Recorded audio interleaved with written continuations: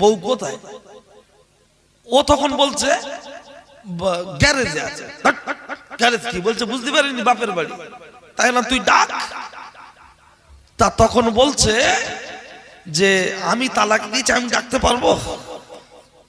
আমি দেখলাম এর এদিকে জ্ঞান কাণ্ড ঠিক আছে, আবার দুটো মারছে, বলছে মেরে দেখ।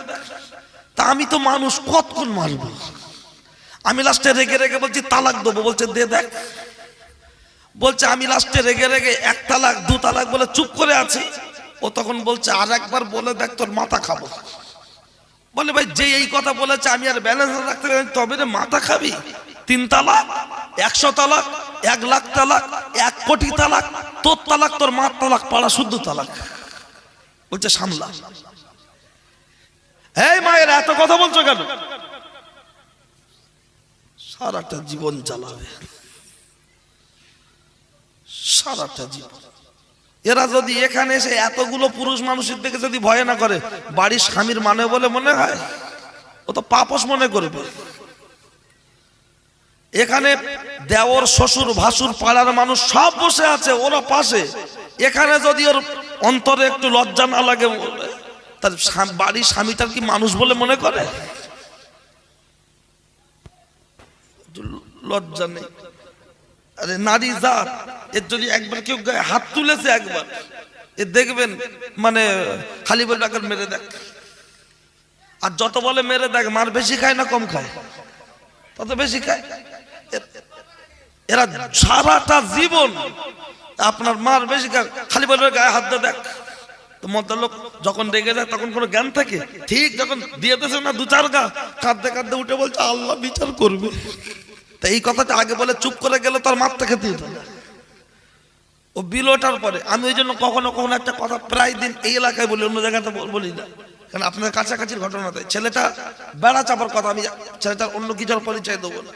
অনেক দিন আগে তারিখটা ছিল কার্তিক মাসের শেষ তারিখ, পরের দিন 1লা অগ্রহায়ণ, যদুরাটি হসপিটাল বলে আমার জলসা।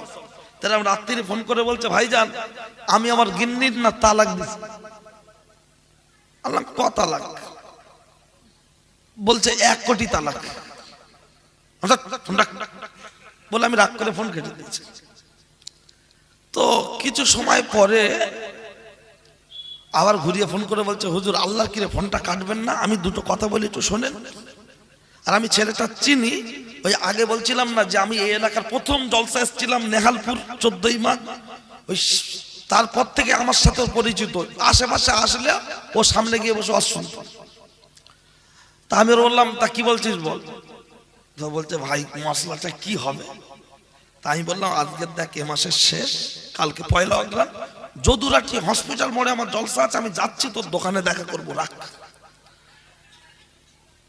বলে যথারীতি আমি ওর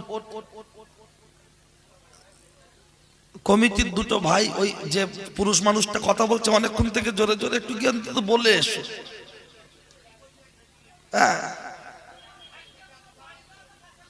না, রাস্তার উপরে হচ্ছে এটা। হ্যাঁ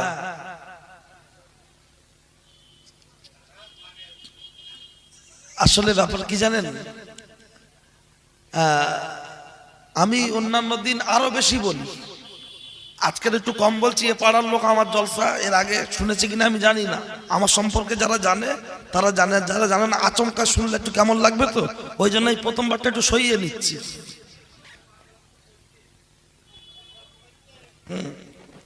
কথাটা শুনুন, ওর কমিটির ছেলেরা গিয়েছে, বলবে যার যার আখের রাত সে নষ্ট করবে, আমরা আমাদের বলার দায়িত্ব। আসলে কি ব্যাপার জানেন, আপনারা যে শুনছেন আপনাদের কানে আওয়াজটা আসছে তো, আমার কানেও আসছে। তাহলে শ্রোতা বক্তা দুজনেই যদি বারবার অন্যমনস্ক হই, ভাত মাখিয়ে রেখে দিয়ে যদি একটু বসিরহাট থেকে ঘুরে এসে ভাত খাই, ও ভাত আর খাওয়া যাবে? পানি উঠে গেছে, দে নতুন ভাত দে। তা খানিকটা শুনে খানিকটা অন্যমনস্ক হলো তো পানি উঠে যাবে। তো এখন আমি ছেলেটাকে বললাম যে আমি তোর দোকানে যাচ্ছি, সকাল সকাল যাবো, রাখ। এই মেয়েরা যে বকবক করছে এই কথাটা বলার জন্যই বলছে। তো আমি যথারীতি দোকানে আসলাম, এসে বললাম এই বউ কোথায়? ও তখন বলছে গ্যারেজে আছে। গ্যারেজ কি বলছে বুঝতে পারিনি, বাপের বাড়ি। তাই না, তুই ডাক। তা তখন বলছে যে আমি তালাক দিয়েছি, আমি ডাকতে পারবো? আমি দেখলাম এর এদিকে জ্ঞান কাণ্ড ঠিক আছে, তাই এবার তুই ডাইরেক্ট না ডাকিস, কাউকে দিয়ে ডাকা। তা যখন এই কথাটা বলা হয়েছে, বলার পরে লক্ষ্য করে দেখি 4-5 আসলো, এসে বসলো। বসার পরে আমি মহিলাটা কি বললাম যে তুমি ওর স্ত্রী? বললো হ্যাঁ। কি হয়েছে বলো তো? তা মহিলাতে স্পষ্ট কথা বললো, আমি কিছু বলবো না, যা বলার আমার স্বামী বলবো। তা আমি বললাম এই তুই বল। বলছে ভাই আমি দোকানে যাব, জামা টামা গায়ে দিয়ে দিয়েছি, একটু ঝগড়া হয়ে 4টা মেরেছি। বলছে মেরে দেখ। আবার 2টো মারছি, বলছে মেরে দেখ। তা আমি তো মানুষ, কতক্ষণ মারবো? আমি লাস্টে রেগে রেগে বলছি তালাক দেবো। বলছে দে দেখ। বলছে আমি লাস্টে রেগে রেগে 1 তালাক 2 তালাক বলে চুপ করে আছি। ও তখন বলছে আর একবার বলে দেখ, তোর মাথা খাবো। বলে ভাই যে এই কথা বলেছে আমি আর ব্যালেন্স রাখতে পারি, তবে রে মাথা খাবি? 3 তালাক, 100 তালাক, 1 লাখ তালাক, 1 কোটি তালাক, তোর তালাক, তোর মার তালাক, পাড়া শুদ্ধ তালাক। বলছে সামলা। এই কথাটা আমি শুনে ওর শুধু দেখছি, মাথা থেকে ভাবছি মানুষ কি। তা আমি ওকে বলছি, মহিলাটাকে জিজ্ঞাসা করছি এ যা বলেছে কি সত্য? তা এ ভাই কি তোমরা কি অজ করতে দেবে না? না না, লোকজন একই মানুষের গলার আওয়াজ বারবার আসছে। তোমরা অন্য বক্তা থাকে নিয়ে এসো, কথা তার নিয়ে এসো, তোলো দিন দেখি খামা খাই লেসো, তার জন্য তুলে দাও।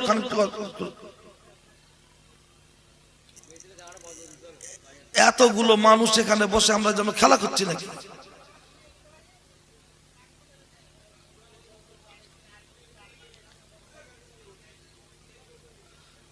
ভাই ও বাবাজি, আমি মেয়েটাকে জিজ্ঞাসা করলাম এই যা বলেছে সত্য? বলছে হ্যাঁ। তা আমি বললাম মহিলাটাকে দোষ কার? বলছে সব আমার। আমি এই কথাটার দ্বারা বলুন, মেয়েটা বলছে সব দোষ আমার। তা আমি বললাম সব দোষ আমার, ওর কোনো দোষ নেই। বলছে ওর একটা দোষ। কি দোষ? বলে আমার নাই তালাক দেশে দেশে, আমার মারও তালাক দেশে। এটা কি একটা বুদ্ধির পরিচয়? এমনি মেয়েদের বুদ্ধি কম, ভাগে জমি জায়গা কম, আর রেগে গেলে কি বলে হুঁশতাল থাকে না। এ তো নিজেই স্বীকার করছে সব দোষ আমার।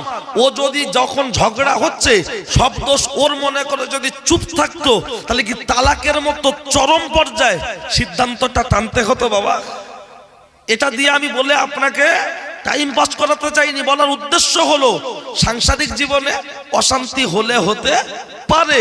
যখন অশান্তি হবে এক পক্ষ, স্বামী অথবা স্ত্রী, দুজনের কেউ যদি কিছু সময়ের জন্য একটু চুপ করে যায়, একজন বকে বকে যখন ব্যাটারি লো দেবে, আরেকজন শুরু করলে দেখবেন সেও তখন শুধু শুনবে, মনের গরমটা বার হয়ে যাবে। কথা ঠিক কি না? কিন্তু যখন এই সংঘর্ষ চলে তখন দেখবেন আপনার অটোমেটিক এরকম চরম সিদ্ধান্তে পৌঁছায়। তাই মায়েদের বলছি, আমরা এতবার বলছি তোমাদের যদি বন্ধ না হয় তোমাদের, তাহলে বাড়িতে যখন তোমাদের কিছু হয় তখন তো গোটা বসিরহাট সাব ডিভিশনের লোক জেনে যায়। চলুন কথা পর্যন্ত মনে রেখে ব্যাগে আসুন। কি বলছিলাম? বাচ্চা ডেলিভারি, তাই তো? ভুলবো না ইনশাআল্লাহ। ও ছেলেরা, ও নওজোয়ান যুবকেরা, কিতাবের মধ্যে এসেছে, লক্ষ্য করলে দেখতে পাওয়া যায় বাচ্চা ডেলিভারি হয়ে গেছে। হুজুরকে ডাকা হলো, ও হুজুর এবার আপনি একটু প্রমাণ করে দেখিয়ে দেন। কিতাবের মধ্যে এসেছে, হুজুর বললেন আমাকে 2 মিনিট টাইম ধরে দেওয়া হোক। 2 মিনিট টাইম নিয়ে আল্লাহর কাছে সাহায্য চাইছেন।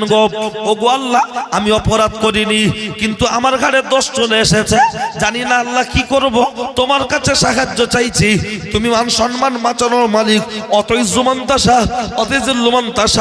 আল্লাহ তুমি সম্মান দেওয়ার মালিক, তুমি সম্মান নেওয়ার মালিক, তোমার কাছে সাহায্য চাইছি, তুমি গায়বী মদদ দাও। কিতাবের মধ্যে এসেছে এত পরিমাণ কাঁদে, লক্ষ্য করলে দেখতে পাওয়া যায় আওয়াজ চলে আসে, ও গো আল্লাহর বান্দা, আর তোমাকে কাঁদতে হবে না, চোখের পানিটা মুছে নাও। আর তোমাকে কাঁদতে হবে না, চোখের পানিটা মুছে নাও। ওদের বাচ্চা যেখানে শোয়ানো আছে, বাচ্চার সামনে হাজির হয়ে যাও। ওই বাচ্চার মুখ থেকে কথা বেরিয়ে আসবে, বাচ্চার সাথে তুমি কথা বলো, বাচ্চাই বলে দেবে ওই বাচ্চার বাপকে। একবার জোরে বলুন সুবহানাল্লাহ। আর একটু মহব্বতে হবে না? বললে বাচ্চা কথা বলবে, কিন্তু বাচ্চার বয়স তো মাত্র কয়েক ঘন্টা, সবে মাত্র হয়েছে আপনার সদ্য বাচ্চা। ওই বাচ্চা কথা বলবে কি করে? পাড়ার লোক বলছে মলি সাহেব জেনা করে বেরেন কাজ করে না, বেরেন কাজ করে না, হবলেস খেয়ে গেছে। ওইটুকু বাচ্চা ও কি আবার কথা বলতে পারে? না না না না না না, ওইটুকু বাচ্চা নিশ্চিত ওই বাচ্চা কথা বলবে। বলবেন কি করে? মলি সাহেবরা সব এরকম বলে না না। মনে রাখুন, এই কথাটা বললে আপনি দেখবেন এই ধরনের কোন কথাবার্তা বললে তখন যুক্তি ছাড়া বিশ্বাস করে না। কিন্তু আমি আপনাকে যুক্তি চাইলে অনেক যুক্তি দিতে পারবো। এই পৃথিবীতে 3টি ছোট বাচ্চা কথা বলেছিল, কিতাবটা প্রমাণ দেয়। বলবেন তা কি করে? একটি বাচ্চা হলো আপনারা ক্যাসেট খুব শুনেছেন, আজ মনে নাই। মনে না থাকার কারণ হলো বক্তারা শুধু গড়ে বলে চলে যায়। লোক বলে সুবহানাল্লাহ, আর কি সুন্দর দুটো গজল বলে, পুরো ফেয়ার লাভলি মতো। কাঠ দেখবেন কোন জায়গায় ভোগা থাকলে, ফুটো থাকলে ওতে একটু আঠা দিয়ে আর কাঠের কুচি ঢুকিয়ে দিয়ে সুন্দর করে পালিশ করে রং করে দিলে আর বোঝা যায় না। বক্তা কি বক্তব্য করলো দেখার দরকার নাই, শুধু বলছে বাবারা বাবারা বাবারা বাবারা বাবারা। কি বলবো নবীর দুঃখের কথা? কি দুঃখ আছে তুই বল। লাস্টে দুটো গজল বলে দিয়ে কি সুন্দর পালিশ করে দিয়ে চলে যাচ্ছে। বলছে বিশাল বড় বক্তা, ওই জন্য মনে থাকে না। বলবেন তা কি করে? ইউসুফ জুলাইকার ক্যাসেট শুনেছেন না শোনেননি? বহুত শুনেছেন, 15,000 টাকা ভিজিট দিয়ে লোক শুনেছে, কিন্তু প্রেম কাহিনীটা শুনেছে, শিক্ষণীয় বিষয় পায়নি। বলবেন ওতে কি শিক্ষণীয় বিষয় আছে? অনেকগুলো আছে। তার মধ্যে একটা হলো এই নেতাদের গাড়ির সামনে দেখবেন একটা হুইসেল বাজে, এমপি এমএলএদের গাড়ির সামনে ভিআইপি লোকেদের পি পা টো টা টো টা টো টা। কি ব্যাপার? বলছে এলএমএলএ যাচ্ছে সরে যাও। এই যে সিগন্যালটা, এই হুইসেলটা, এর উৎস কোথা থেকে? হযরত নবী ইউসুফ আলাইহিস সালামের আপনার জীবনী দেখলে দেখা যায়, সূরা ইউসুফের তাফসীর দেখলে ওখান থেকে পাওয়া যাবে। বলবেন আছে? হ্যাঁ, সম্ভব হলে দিচ্ছি, বসুন। আর এই যে সিআইডি তদন্ত, সিবিআই তদন্ত হয়, এই সিআইডি তদন্ত, সিবিআই তদন্তর উৎস কোথা থেকে? ওই সূরা ইউসুফের তাফসীর দেখলে পাওয়া যাবে, এখনই বলবো। শুধু তাই নয়, লক্ষ্য করলে দেখতে পাওয়া যায় মেয়েরা যে টিপ কপালে দেয়, জীবনের প্রথম টিপ পড়েছিল কে? দেব, কোয়েল, পায়েল, প্রীতি জিন্টা। আমাদের বাড়ির বউদের পছন্দ কোনটা? টিপ পরা তো মুসলমানদের জন্য হারাম। টিপটা হলো পতিতাদের সিমটম। যারা দেহ ব্যবসা করে এটা তো তাদের সিমটম। আর তুমি মুসলমান বাড়ির মেয়ে, তুমি মুসলমান বাড়ির বউ, চিনতে পারে না কেউ তোমার যা চিরি, কেউ তো বে করতে চায় না ফিরি। তোমার যা ভাব দেখলে মনে হবে 2.5 টাকার হাফ। আই বুড়ো বয়সে বে হলো না ফিরি। আর এখন দুটো বাচ্চার মা হয়ে যাওয়ার পরে এখন বাজারের ভিতরে, পাড়ার ভিতরে পুরো একদম রাস্তার রাজা। যেমন টাকি রোডের রাস্তার রাজা হলো না লরি, আর বর্তমান জলসার মেলার বাজারের রাজা হলো নারী। রাস্তায় যেমন টাকি রোডে লরি কাউকে সাইড দেয় না ছোট গাড়িদের, বর্তমান মেলায় গিয়ে দেখুন মেয়েরা কাউকে সাইড দেবে না। বসিরহাট কোর্টে চলে যাবেন উকিলের চাপ, রেলগেটে যাবেন টোটোর চাপ, পাড়ার ভিতরে ঢুকবেন মহিলাদের চাপ। কোথায় যাবেন বাপরে বাপ, সব এক। ভালো করে দেখ, লক্ষ্য করলে দেখতে পাওয়া যায় ও ছেলেরা, ও নওজোয়ান যুবকেরা বলতে গেলে অনেক কথা সাইডে বেরিয়ে যায়। মেয়েরা মাথার চুল আঁচড়ালে চিরুনিতে যে চুলগুলো এক্সট্রা ছিঁড়ে ছিঁড়ে চলে আসে, বিক্রি হয় কি হয় না? পরনের শাড়ি পুরাতন হয়ে গেলে বিক্রি হয় কি হয় না? বালা পশলা কিনে নিচ্ছে, গামলিওয়ালা কিনে নিয়ে গামলি দিয়ে যাচ্ছে। বলুন বলুন, একটা গাছের যদি পাতার এত দাম হয়, গুড়ির দাম আছে না নাই? শাল পাতার বাসন তৈরি হয়, তাই প্লেট বিক্রি হয়ে আমরা খেয়েছি। তাহলে শাল গাছের গুড়ির দাম বেশি না কম? অনেক দাম। কিন্তু বলুন, একটা মেয়ের মাথার চুল বিক্রি হয়, পরনের ছেঁড়া শাড়িটা বিক্রি হয়, পায়ের জুতোটা বিক্রি হয়, কিন্তু ওকে কেউ ফ্রিতে নেয় না। তখন পার্সেল করে দিতে হচ্ছে গাড়ি। আমার বোন যাচ্ছে ওর বাড়ি, তা না হলে হয়ে যাচ্ছে বাড়াবাড়ি। আর যদিও ফোনে ফোনে ফোনে ফোনে যোগাযোগ করে বিয়ে হয়, 6 বছর পরে দেখো বিশাল অশান্তি। কি ব্যাপার? বোনকে বাড়ি রেখে ও মেটিয়াপুরিজকে আবার বিয়ে করেছে দিল্লি কেরালায় গিয়ে। তার কারণটা কোন জায়গায়, এটা তো আপনাকে বুঝতে হবে। চলুন, শুধু তাই নয়, কথায় কথায় কথা বেড়ে যাবে। ও ছেলেরা, বউ আমার পড়বে, ও দেখবো আমি। মেয়েদের হাতে এরকম একটা জিনিস থাকে যেটা হলো ব্যাগ। কি নাম? ভ্যানিটি নয়, আমি নাম দিচ্ছি শয়তানি ব্যাগ। ওই ব্যাগে দেখবেন খুললে আয়না থাকে না, থাকে না? আয় না, হঠাৎ দেখবেন রেলগেটে, অটো, টোটোয়, বাসে, ভ্যানে বসে আমি ভাবি ব্যাগটা খুলে, আরে বউ আমার পড়বি তুই, দেখবো আমি তো চেহারার দিকে তাকিয়ে হাসবো, আমল নামায় সওয়াব উঠবে, কিন্তু না, যা দেখছে টোটোওয়ালা। স্বামী যদি বলে একটু মাথার চুলটা বাঁধো, বলে চুপ করো, বুড়ো বয়সে ঢং করছো। কিন্তু না, যখন বাচ্চাকে নিয়ে স্কুলে যাচ্ছে, দেখবেন স্কুলের পাশের দোকানদারের সাথে ভাবির বিশাল ভাব। আমরা কি বুঝি না? সব বুঝি, কিন্তু মাথায় টুপি আর মুখে দাড়ি, বললে বলে মৌলী সাহেবের নজর খারাপ।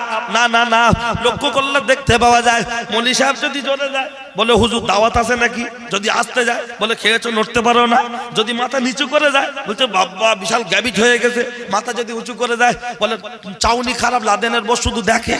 তার মানে মৌলী সাহেব যা করবে সব দোষ। লক্ষ্য করলে দেখতে পাওয়া যায়। কথায় কথা পারবে না। না না, চলুন মেয়েদের এই কথাটা বলার জন্য কোরআনের আয়াতটা দিয়ে সিল করে দিচ্ছি।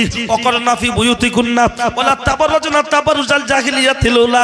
ও নারী জাতেরা, তোমরা কোলার খোলা ছাড়িয়ে অর্ধ উলঙ্গ হয়ে বর্বরতা যুগে নারীদের মতো ঘুরবে না। মা মায়ের মতো পোশাক পরো, বুন বুনের মতো পোশাক পরো। কিন্তু কোনটা প্রতিমা কোনটা ফতেমা বোঝা যায় না। আপনি মাছ কিনেছেন, মাছ, পোনা মাছ, রুই মাছ কিনে বাড়ি নিয়ে এসেছেন। আপনার স্ত্রী আমার মা মাছটাকে পিস পিস করে কেটে ধুয়ে ঘষে সুন্দর করে রান্নাঘরে রেখে দিয়ে বাইরে কলের ধারে একটা কাজ করছে। হঠাৎ একটা বিদেশি মেহমান চলে আসলো, এসেই বলছে ম্যাও ম্যাও। আপনার স্ত্রী আমার মা, তার মস্তিষ্কটা রান্নাঘরের দিকে যাবে কি যাবে না? এই ছেলে দেখ দেখ দেখ দেখ, মাছ মনে হয় বিড়াল খেয়ে নিল, দেখ দেখ আমার হাতে কাদা, আমি চুলে লেতা দিচ্ছি, দেখ দেখ। লক্ষ্য করলে দেখতে পাওয়া যায় মা তখন জোরে জোরে বলছে মাছটাকে নিয়ে ফ্রিজে ঢোকা, মিটকেশে ঢোকা। যদি ফ্রিজ না থাকে, মিটকেশ না থাকে, বলছে মাছের হাঁড়ির মুখে শিলনোড়াটা চাপিয়ে দে, অথবা এক জগ পানি ওর উপরে চাপিয়ে দে। কেন? যাতে মাছটা বিড়াল না খেতে পারে। বলুন বলুন বলুন, মাছের হাঁড়ির ঢাকনাটা যদি ভারী কিছু চাপানো থাকে, বিড়াল আসবে, সাইডে ঘুরবে আর বলে ম্যাও ম্যাও ম্যাও ম্যাও।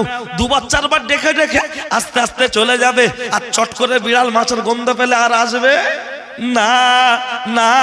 কিন্তু রুই মাছের কেজি 200, পোনা মাছের কেজি 150 টাকার পোনা মাছ বিড়াল খেয়ে নেবে।